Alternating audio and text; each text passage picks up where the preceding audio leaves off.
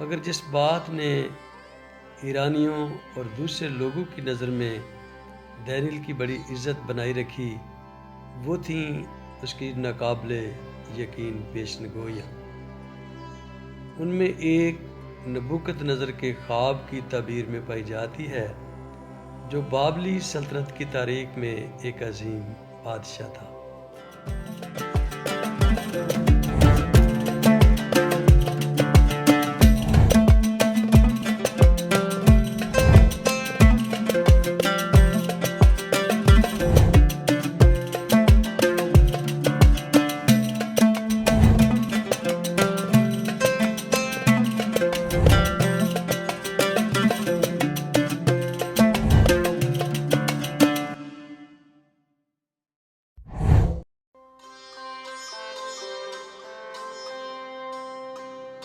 دانیل 2 باب اور تعارف۔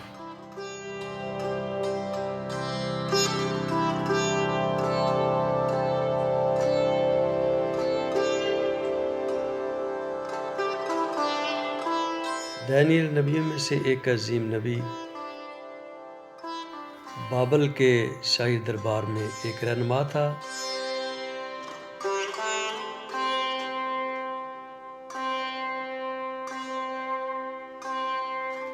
بعد ازاں فارس ایران کے ماتحت کامیابی سے خدمت سر انجام دی۔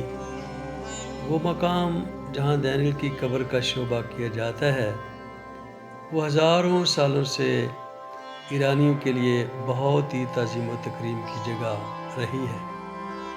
مگر جس بات نے ایرانیوں اور دوسرے لوگوں کی نظر میں دانیل کی بڑی عزت بنائی رکھی وہ تھیں اس کی ناقابل یقین پیشن گوئیاں۔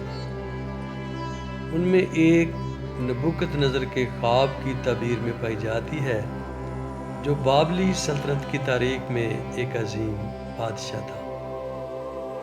اس پیشن گوئی کی کہانی آج بھی ہمارے گرد ہے جو اس کتاب میں پائی جاتی ہے جو دانیل نبی کی تصنیف ہے۔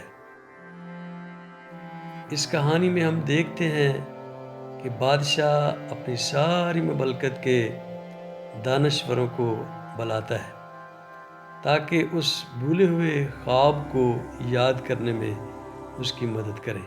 نبوکدنصر نے اپنی سلطنت کے دوسرے سال میں ایسے خواب دیکھے جن سے اس کا دل گھبرا گیا اور اس کی نیند جاتی رہی۔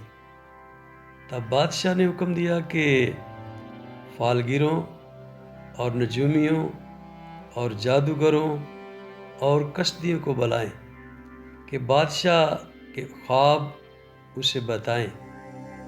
چنانچہ وہ آئے اور بادشاہ کے حضور کھڑے ہوئے، اور بادشاہ نے ان سے کہا کہ میں نے ایک خواب دیکھا ہے اور اس خواب کو دریافت کرنے کے لیے میری جان بےتاب ہے۔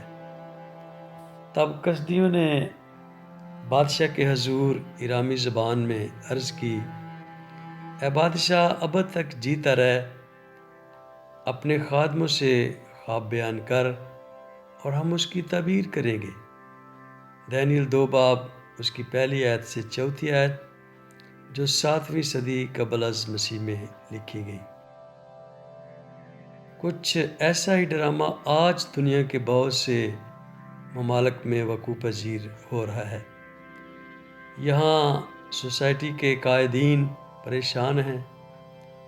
اس قدیم بادشاہ کی طرح وہ بھی نہیں جانتے کہ ان مشکلات کے ساتھ کیا کیا جائے جن کا وہ سامنا کر رہے ہیں۔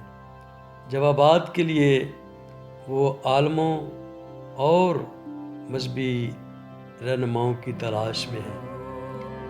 اس مختصر ویڈیو میں اور اس کے بعد آنے والی دوسری ویڈیوز میں ہم دانیل کی حیرت انگیز پیشن گوئیوں اور دوسرے انبیاء کی پیشن گوئیوں پر غور کریں گے کہ انہوں نے بابل کے دانشوروں کی نسبت کیسے بہتر مدد کی۔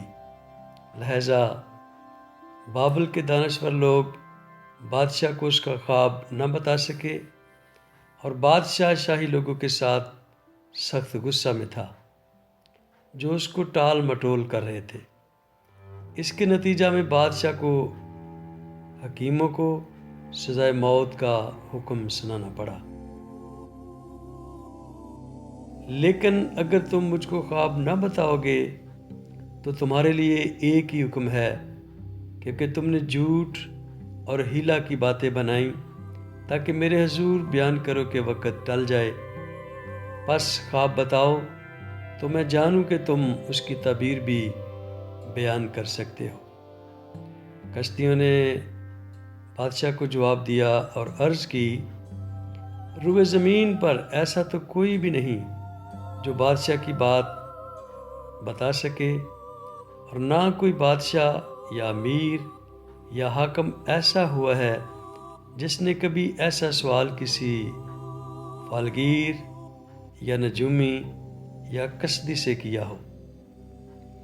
اور جو بات بادشاہ طلب کرتا ہے نہایت مشکل ہے۔ دیوتاؤں کے سوا جن کی سکونت انسان کے ساتھ نہیں، بادشاہ کے حضور کوئی اس کو بیان نہیں کر سکتا۔ اس لیے بادشاہ غضبناک اور سخت قہر آلودہ ہوا، اور اس نے حکم کیا کہ بابل کے تمام حکیموں کو ہلاک کریں۔ دانیل 2 باب اس کی 9ویں آیت سے 12ویں آیت۔ اب جب دانیل کو قتل کے فرمان کے بارے پتہ چلا تو اس نے خدا سے دعا کرنے کے لیے 1 دن کی مہلت مانگی تاکہ بادشاہ کو جواب دے سکے۔ اور جب دانیل کو بادشاہ کے حضور پیش کیا گیا، اس نے واضح کیا کہ بادشاہ کی مدد کرنے کے لیے ان جھوٹے حکیموں کی نسبت اس میں مزید قوت نہیں، لیکن ان کے برعکس وہ جانتا تھا کہ قادر مطلق خدا سے کیسے دعا کرنا ہے۔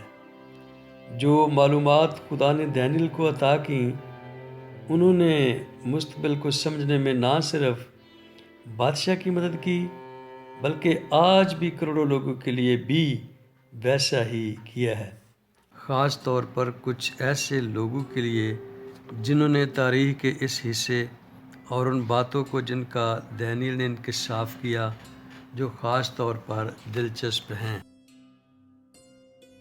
دانیل نے بادشاہ کے حضور عرض کی وہ بید جو بادشاہ نے پوچھا، حکما اور نجومی اور جادوگر اور فالگیر بادشاہ کو نہیں بتا سکتے، لیکن آسمان پر ایک خدا ہے جو راز کی باتیں آشکارا کرتا ہے، اور اس نے نبوکدنصر بادشاہ پر ظاہر کیا ہے کہ آخری ایام میں کیا وقوع میں آئے گا۔ تیرا خواب اور تیرے دماغی خیال جو تو نے پلنگ پر دیکھے وہ یہ تھے، جیسے کہ تیرے لیے اے بادشاہ تو اپنے پلنگ پر لیٹا ہوا خیال کرنے لگا کہ آئندہ کو کیا ہوگا، سو وہ جو رازوں کا کھولنے والا ہے تجھ پر ظاہر کرتا ہے کہ کیا کچھ ہوگا۔ دانیل 2 باب اس کی 27 سے 29 ہے۔ خدا نے دانیل نبی کو مستقبل کے بارے کیا دکھایا ہے، اگلی ویڈیو میں ہم اس کو دیکھیں گے۔ اس دوران وہی کریں جو دانیل نبی نے کیا، خدا سے دعا کریں کہ نبیوں کی تحریروں میں پائے جانے والے خوابوں اور بھیدوں یا رازوں کو سمجھنے میں آپ کی مدد کرے۔ آمین۔